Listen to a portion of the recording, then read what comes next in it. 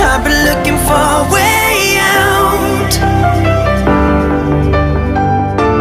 running around with my head down, my pride in the ground. They told me I was only burden bound. Now I walk the line on the higher ground, my pride in the clouds, while they keep running in circles. Welcome back, everybody. It is Monday the 31st, I believe. And we're out over here in Ontario at our pickup at the Steris location. Our pickup was for 11 o'clock this morning. It is now 12 o'clock. Still waiting. Apparently there's an issue because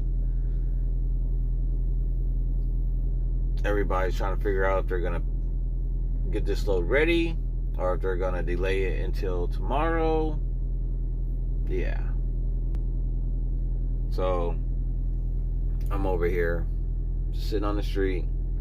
Supposed to check in right there on the other side of that little stop sign. I park on the street and then walk up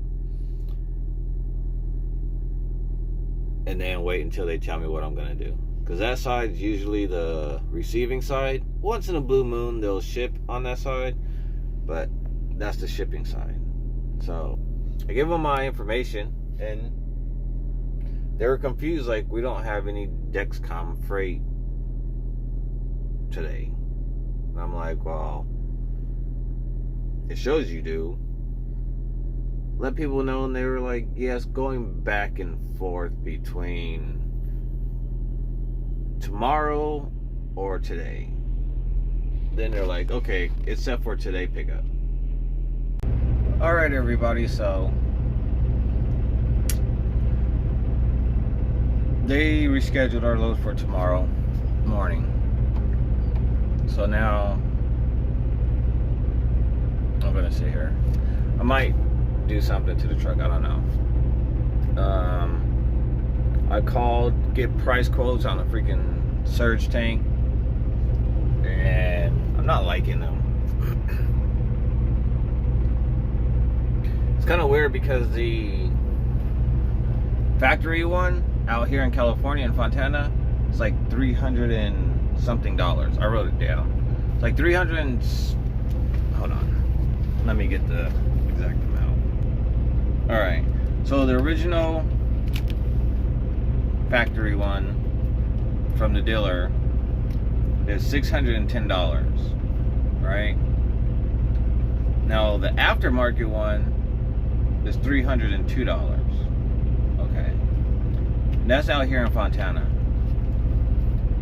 Now, I called the Peterbilt or Kenworth in Tolson, Arizona.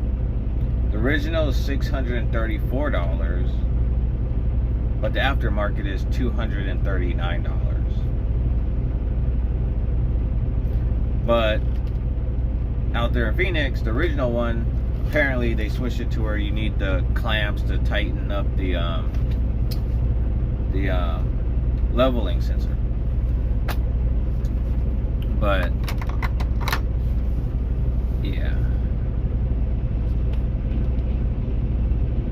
I just gotta buckle down and go to a freaking store and buy like 3 freaking buckets of 3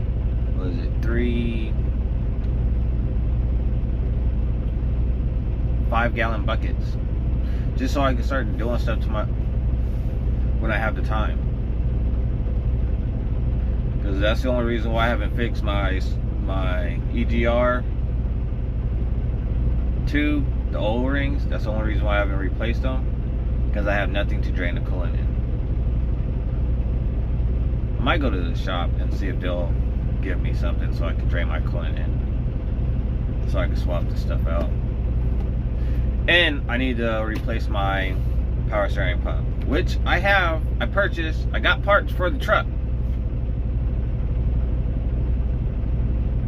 I just gotta do it. But we're gonna go to the yard and sit again and then go from there. So that being said, I will talk to you guys later or tomorrow, or it depends on what the hell I plan on doing. Alright everybody, so we are at the yard still. I'm about to take off. Leave the yard, go back to our pickup location. It's the end of the day. It's 5:21. And our load doesn't pick up until 9. So the whole plan is get over there, get loaded, get to Mesa, Arizona. From Mesa, deliver, drive about 30 miles, not 30 miles, like 15 miles away, pick up a Dexcom load, and get back to Ontario by the next morning to deliver. Should be able to do it. It's a 50-50. But either way, I'm either gonna get there a little bit late or get there early. But I also pick up from the place that I'm about to go to on Wednesday. So I deliver and pick up on Wednesday, same location, going back. And then instead of coming back to Ontario, I got another Dexcom going to San Diego. And then from that location I'm delivering, I pick up and go back to Arizona. Which I don't mind it. As long as the winds aren't a pain in the ass, it's doable. These loads are, the heaviest load I ever picked up was like 20,000 pound load. But normally they're like 10,000 pound loads. The only thing that really stops me is when it gets windy. And going to San Diego on the 8th, going over the pass, it's always windy as heck. But lately, coming through Indio, it's been windy as heck. But I've been fully loaded, so it hasn't made that big of an issue for me. But if I had a light load, they'll be skeptical. But yeah, I ordered my coolant reservoir off of Amazon, so that should be coming by Wednesday. I had it shipped here at this terminal, and yeah, just go from there with that. So once I'm able to swap that out, I'll be able to swap that and my O-rings on my EGR tube, and that should be good with that. So, my bad. I'm just going airhead. So let's get over to our pickup just to chill and relax on the street and see what happens in the morning. Alright. So we're back in Tuador. It is, what is it? 10:18. Freaking guy woke me up like at 8 o'clock. Just tell me he's gonna get me in early,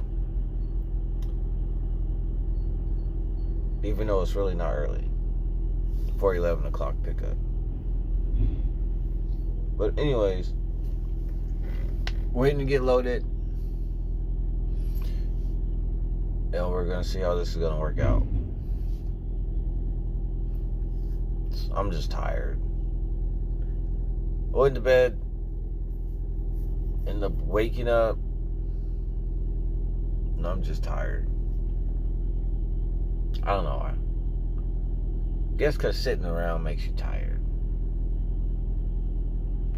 So let's see how long it's gonna take them to get us loaded.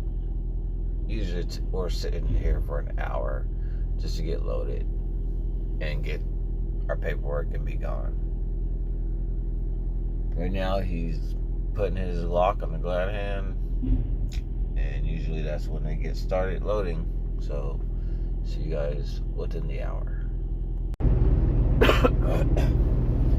Alright, so we're loaded. It is 10:56. So we're 5 minutes ahead of schedule. Just gotta finish putting in my load information, letting them know I'm loaded, let them know when I'm going to get there,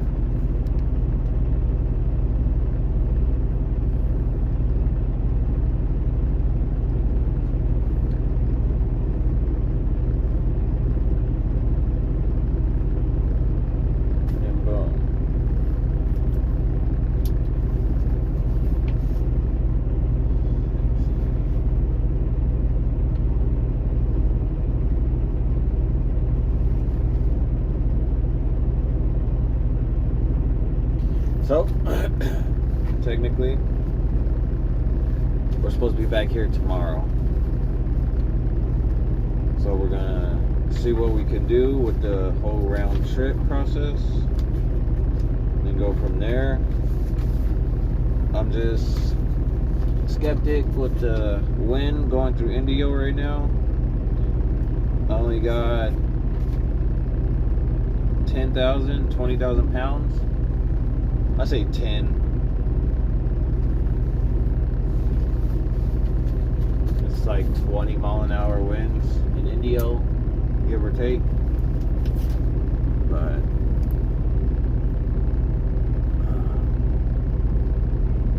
we should be there by 5:30, 6 o'clock. I already got fuel for the truck and trailer, so I shouldn't have to stop. I just turned the reefer on before we went to the door. It's only 60 degrees and it's on stop and start, so we should be good on there.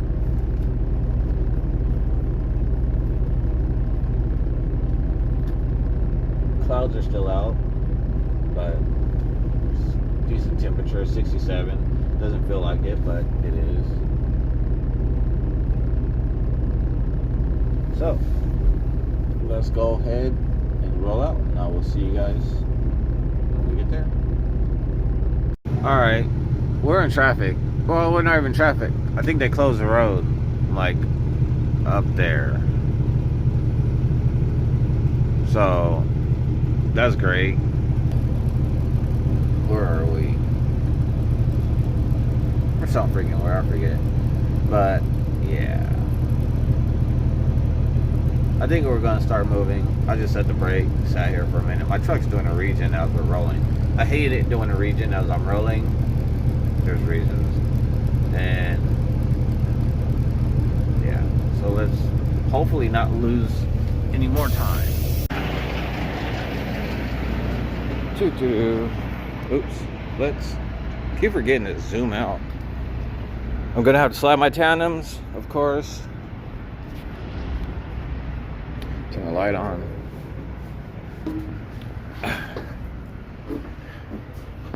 They have this. Oh, they actually did it decently. Normally, I could pull the low lock out, but all right. Fully loaded trailer.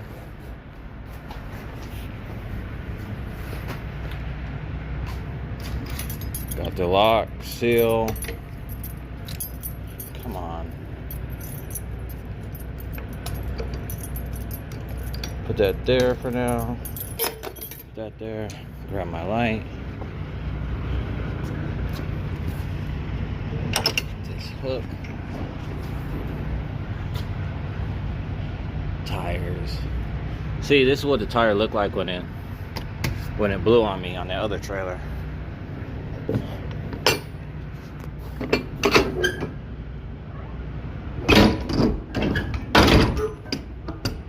Make sure it was latched up there.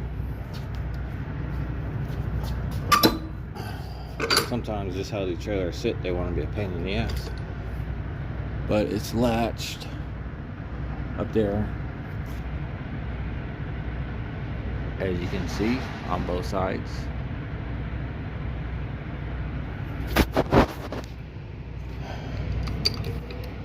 The seal on.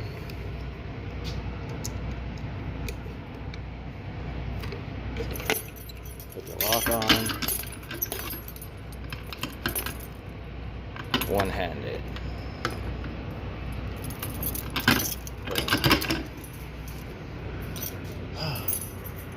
So,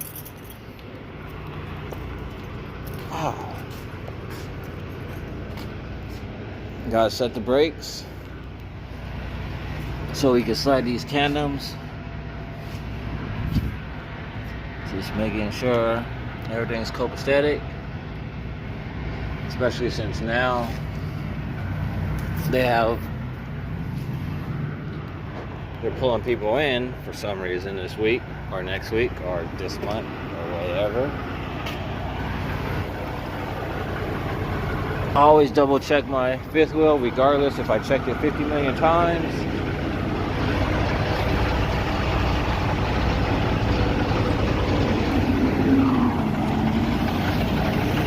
that's not the first time I'm gonna sit there and check it. So I'll check it once, then do it all over again before I leave, and then jump out and do it again. So let me get situated with this, because we got a local driver that goes back and forth, and he's gonna need this door. So let me try to get this shit taken care of real quick.